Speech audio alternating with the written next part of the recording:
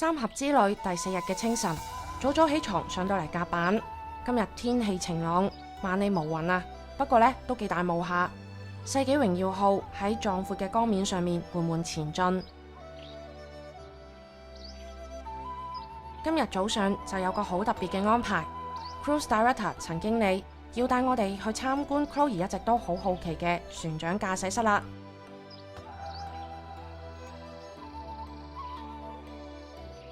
我的心情还没有平复下来，你知道是为什么吗？不知道，不知道哈，因为现在常见的水位是每天持续在下降，那持续下降就意味着河道会变得越来越狭窄，那么我们非常有可能是到不了重慶。昨天接到的計劃是到不了重慶的。呢個時候呢，陳經理就同我哋講咗一個尋晚發生嘅小小意外。原來尋晚長江水位下降，意味住河道變窄，所以船長馬上採取變通措施，加快咗航程進度。如果唔係嘅話，就有可能冇辦法按時到達重慶啦。我哋而家睇到嘅就係駕駛室後面嘅會議室同埋船員休息室啦。平時佢哋就喺呢一度開會啦。等我哋一齊嚟聽下陳經理同我哋介紹世紀榮耀號嘅駕駛室設備啦，同埋探究下到底海輪同埋河輪喺駕駛方面有咩大區別。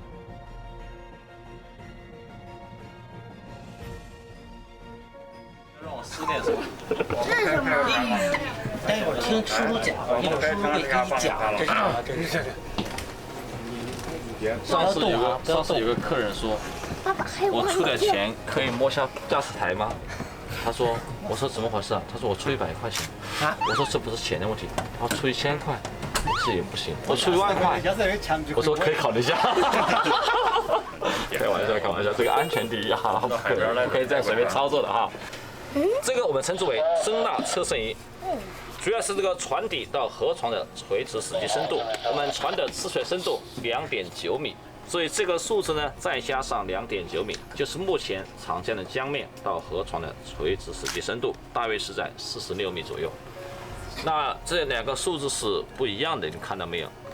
因為一個測的是船頭，一個是船尾，並且常見的底部不是一平的是高低起伏不平的，所以這個數字也是變化之中的。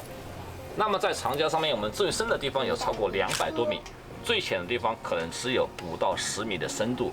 如果說我們的遊輪要航行，至少需要保證5米的實際水深才可以，要不然下面的有礁石非常的容易觸礁，明白沒有？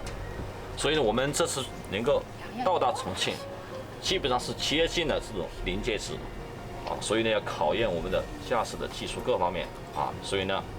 還是比較幸運可以這樣說還沒結束其實是以電腦為主了，還是人手為主？就開船現在是電腦為主，還是人手為主？還是人手為主？這是輔助，輔助設備，助航設備，主要還是靠人工的。參觀船長駕駛室係一個好難得嘅體驗。Chloe 梗係要同船長合照，紀念呢一個珍貴嘅時刻啦。咁我哋啱啱咧就參觀完呢個駕駛艙，咁我哋發現咧，原來河輪同海輪嘅話咧，的確喺操作上邊咧都個區別係好大嘅。咁頭先咧，我哋喺現場見到咗船長喺裏邊操作。咁河輪嘅話咧，因為佢相對嘅河道比較窄漲水退水包括水位嘅深度都會比較影響呢個航行嘅，所以咧相對嚟講會感覺上係會比海輪複雜啲。但係呢個係人為嘅因素，但係海輪嘅話，佢嘅操作台咧係會更加嘅智能化、電腦化，咁相對喺人工方面嘅影響咧就會降低好多啦。早上參觀完船長駕駛室，船公司喺甲板為乘客準備咗一啲特別嘅戶外活動喎。天氣咁好，我都童心發作啦，喺江面上面放風箏，唔知你哋有試過未呢？船員為大家準備咗各式各樣嘅風箏，大家可以親手製作。手殘黨嘅話，又可以叫船員幫手整好。大家不妨嚟試下回味呢一個兒時嘅玩意啊！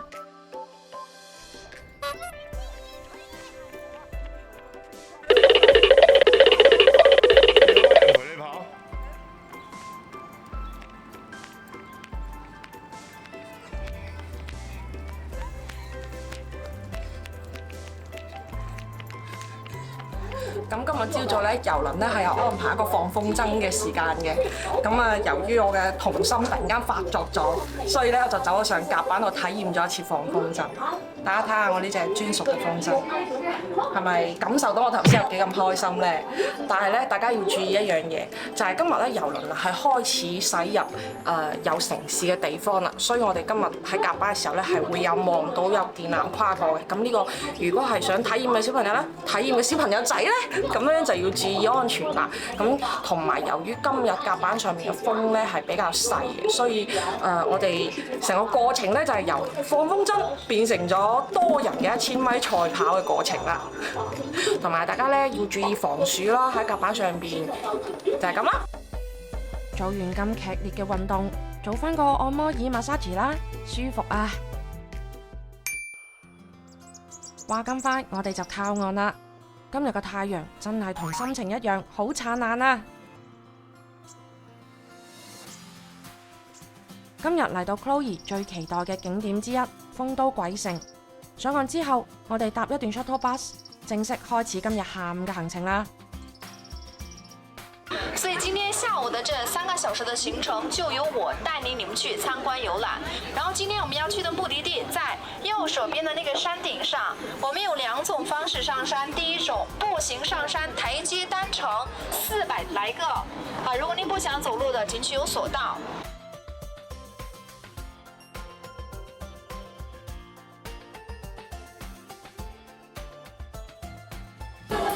攬啊，要唔要啊？快啲啦，冇諗咁耐啊！好似我哋收啊！哦，痛啊！3台，自己玩。唉，俾錢。我哋就梗係決定繼續鍛鍊身體，以徒步爬樓梯嘅方式體驗豐都鬼城啦。豐都鬼城有近2000年嘅歷史，係全國重點風景名勝區。有國內最大嘅鬼神動態人文景觀鬼國神宮，有堪稱世界之最嘅鬼王石刻，同埋中國規模最大、數量最多嘅漢墓群。景區有唔少恐怖嘅裝飾，好似過緊 Halloween 咁啊！我有少少覺得自己喺度玩緊一個沉浸式嘅鬼屋遊戲。今日嚟到呢個豐都鬼城，咁入到嚟呢個鬼城裏邊呢，導遊係講咗個重點嘅，大家知道。鬼門關斬就保你一生平安啊嘛，有呢句咁嘅説話嘅。咁但係到底鬼城走唔走回頭路咧？係一定要走嘅，如果唔走回頭路咧，就翻唔到屋企㗎啦。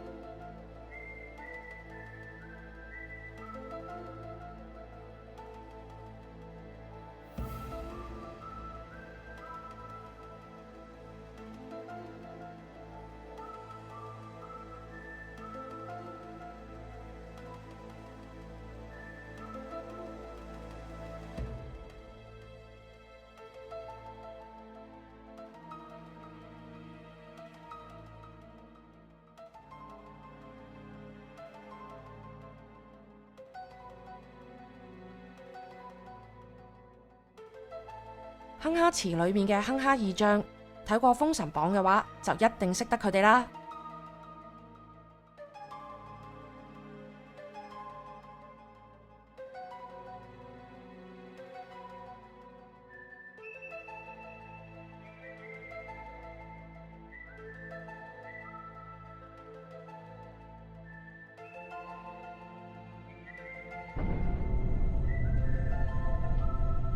友誼嘅握手。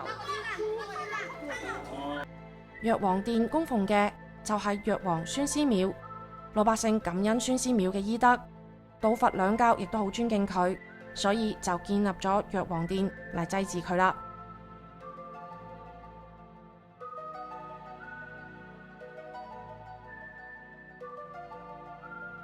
我哋咧而家嚟到豐都嘅鬼城。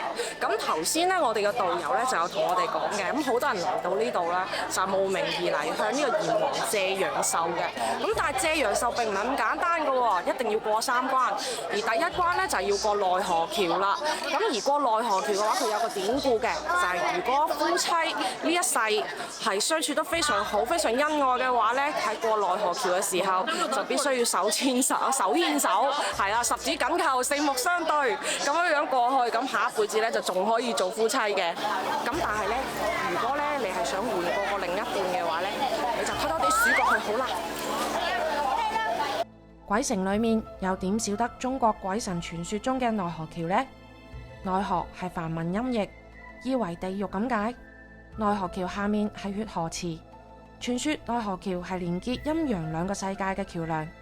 民間傳說亡魂要過奈何橋，生前善良嘅人就有神佛庇護，順利過橋；多行不善嘅話呢，就會被鬼卒打入下面嘅血河池受罪啦。喺我哋面前嘅呢一對老夫老妻，一齊牽手走過大半段人生，而家再一齊行過奈何橋，真係令人羨慕啊！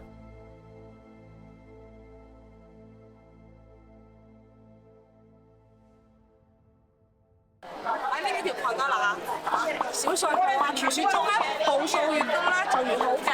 我可能係喺原地咧睡1個半個鐘先，大家等等我嚇。嗱，呢個位我真係唔捨得落嚟啊！真係。OK。遼陽殿原為明屬獻王朱莊嘅香火殿，成座廟宇由3門前殿、後殿組成。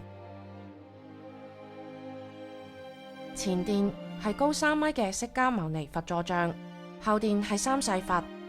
三世佛即係代表過去嘅燃燈色業佛，代表現在嘅釋迦牟尼佛，同埋代表未來嘅彌勒佛。另外仲有18羅漢。再來這個地方啊，菩薩是不能亂拜的。我們進來看一看，轉一轉，因為起碼你得知道你拜的是誰，您拜他您能求到什麼，然後怎麼拜哈。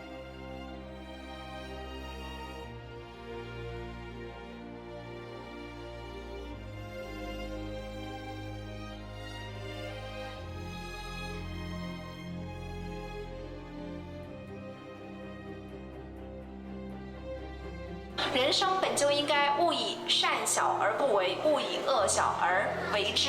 佛家講修心，道家講修身養性。那麼佛家認為每一個人這一輩子人生是非常痛苦的，人生有8苦，最基本的生老病死。雖然鬼城營造嘅係一個等級森嚴嘅陰曹地府氛圍，但係中國有住歷史悠久嘅鬼神傳說，神奇嘅傳說，神秘嘅東方神韻，同埋獨特嘅文化內涵，令人忍唔住好奇當中嘅各種故事。想要了解更多關於豐都鬼城嘅傳說同埋故事，不妨買翻本連環畫翻去睇睇啊！細個嘅時候，多多少少都有聽講嘅鬼怪人物故事，用精緻嘅複刻彩色小人書嘅方式展現出嚟。Chloe 呢就覺得非常值得收藏啦。嚟到網紅景點星神墩，佢又叫千年轉運石，由上下2個部分組成。上面嘅係星墩，叫做心神鐵；下面底座係神墩，叫做鐵靈根。我們剛剛有講過哈，這個是我們豐都的一處網紅景點，叫做千年轉運石。星辰墩，此墩叫做星墩，星墩叫做星神鐵，這一墩叫做辰墩，辰墩叫做鐵靈根。唐代一名將軍尉遲敬德，尉遲恭聽過沒有？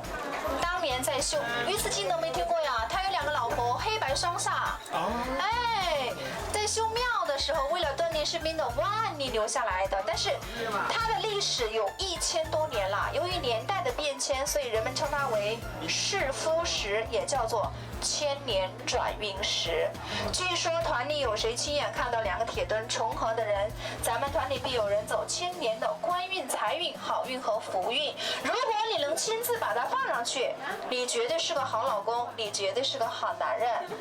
因為我說了，古人認為這個地方是個農業大縣，一個驢子要走，有力氣的男人就是好男人。來，掌聲鼓勵啊！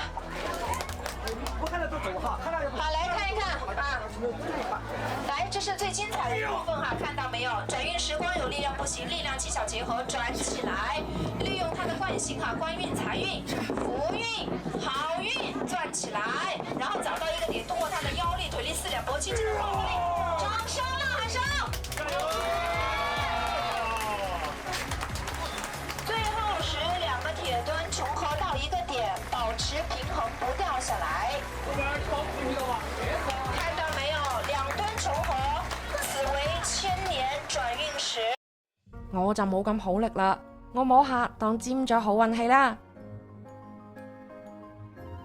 百子殿內供奉嘅係受中國老百姓愛戴嘅觀音，唔少希望得到子嗣嘅人都會慕名前嚟祭拜。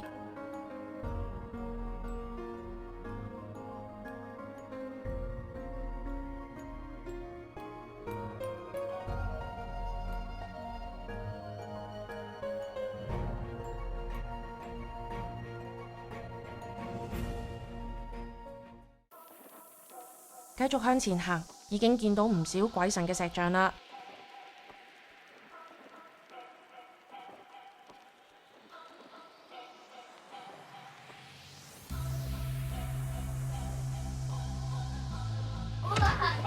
大家見到呢度咧咁多鬼嘅石像，相信咧你已經估到我哋已經嚟到呢個鬼門關前邊啦。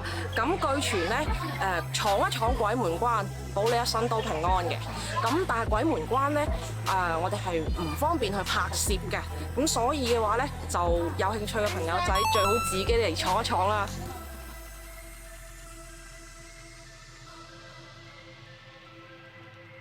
黑白無常，大家就聽得多啦。但係大家又知唔知，原來無常其實就係捉亡魂嘅鬼差，即係我哋平時講嘅勾魂鬼。細個唔乖嘅時候，大人成日都會講，唔乖嘅小朋友就會俾阿巫婆捉走噶啦。雖然無常嘅職位唔高，但係對民間嘅影響，尤其係對小朋友嚟講，就更加深入人心啦。大家睇下呢邊呢個字，識唔識呢個係一個咩字呢？呢個字呢，就係為善情和，佢係由4個字合而為一體嘅一個組合字嚟嘅。咁為善情和嘅意思呢，就係唯有所有人都抱住一顆善良嘅心，咁樣先可以呈現一片祥和嘅景象嘅。我哋今日喺豐都鬼城嘅遊覽就結束啦，真係有啲意猶未盡啦。返到世紀榮耀號上面，雖然玩咗成日都好攰啦，但係難得甲板冇人，喺咁靚嘅落日餘暉之下，跑返2圈運動下，享受下呢一個喺世紀榮耀號上面最後嘅寧靜時光。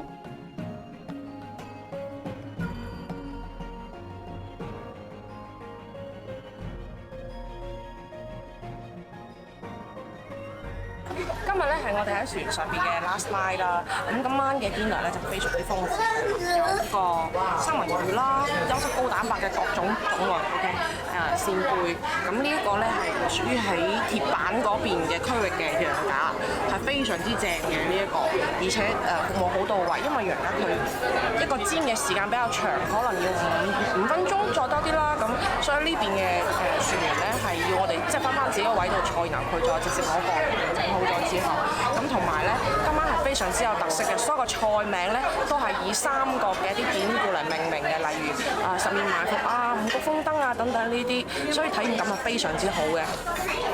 喺世紀榮耀號上度過嘅最後一個晚上，行上甲板欣賞重慶繁華嘅夜景。從古到今，河流都係孕育生命同埋文化嘅中心。霓虹燈倒映喺長江之上，我哋深深咁體驗到長江嘅悠久歷史同現代繁華嘅融合。嚟到長江三峽之旅嘅尾聲，更加感受到今次唔單止係一次河流之旅，更加係中國千年文化嘅體驗之旅。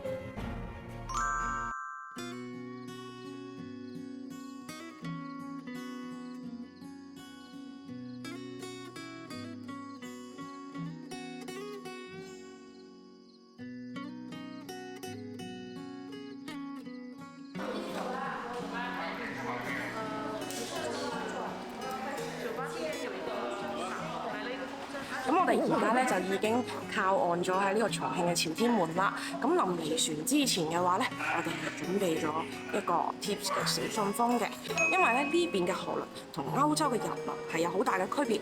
歐洲嘅遊輪咧係會自動喺帳上面扣 tips 嘅，而呢邊嘅 tips 嘅話咧係需要我哋自己入到個信封度準備好嘅。咁喺遊玩嘅過程中，全程咧我哋係深深感受到呢個 crew 嘅一啲用心同埋好敬業嘅工作。咁所以嘅話咧 ，tips 肯定唔少得啦。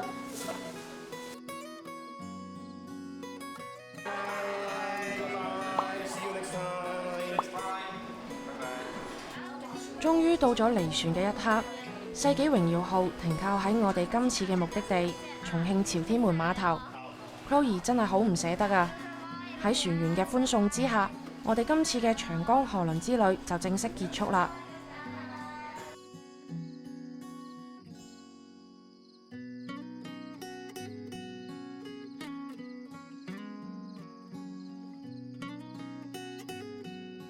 離開嘅最後一刻，船員仲好貼心咁幫我哋搬行李。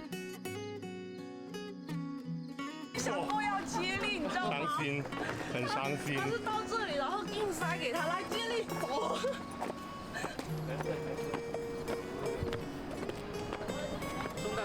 真係要講拜拜啦！希望好快再有機會帶大家探索中國嘅美好河山啦！拜拜。